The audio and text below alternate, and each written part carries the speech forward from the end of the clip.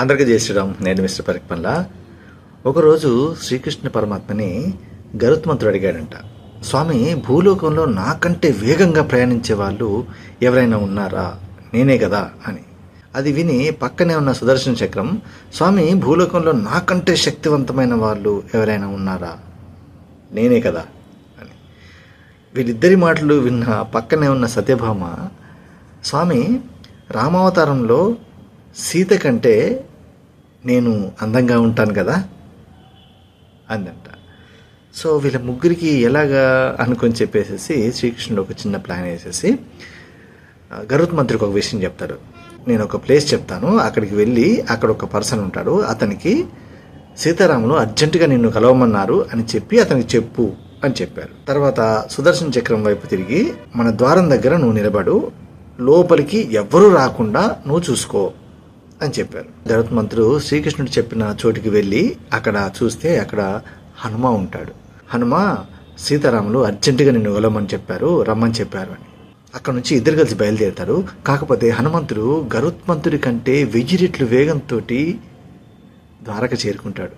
శ్రీకృష్ణుడి ముందు వాళ్తాడు. శ్రీకృష్ణుడు అడుగుతాడు, హనుమ, నిన్ను ద్వారం దగ్గర ఎవరు ఆపలేదా అని. దానికి హనుమంతుడు, స్వామి, ద్వారం దగ్గర ఏదో చక్రం అడ్డొచ్చింది, ఇప్పుడు దాంతో పోరాడి ఆ టైం అంతా వేస్ట్ చేసి ఎందుకు అని చెప్పేసి దాన్ని మింగేసి గమ్మున వచ్చాను అంటూ అక్కడే పక్కన ఉన్న సత్యభామని చూసేసి, స్వామి, సీతమ్మ వారి చెలికత్తి ఇక్కడ ఉన్నట్టున్నారు, సీతమ్మ వారు ఎక్కడున్నారు అని అడిగాడంట.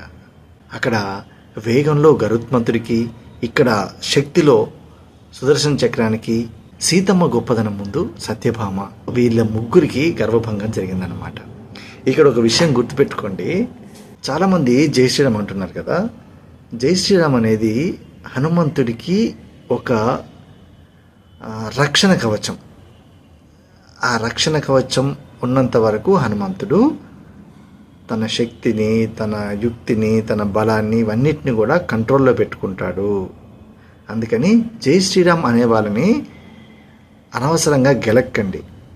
ఎందుకంటే వాళ్ళు ఒకసారి జై శ్రీరామ్ అనడం కొద్దిగా ఆపి జై హనుమాన్ అనడం మొదలుపెట్టారనుకోండి, హనుమంతుని తట్టుకోవడం ఎవరి వల్ల కాదు. అర్థమైందా? అందుకే హనుమంతుడిని ఆ కంట్రోల్లో ఉంచడానికే జై శ్రీరామ్ అనే పదం ఉంది.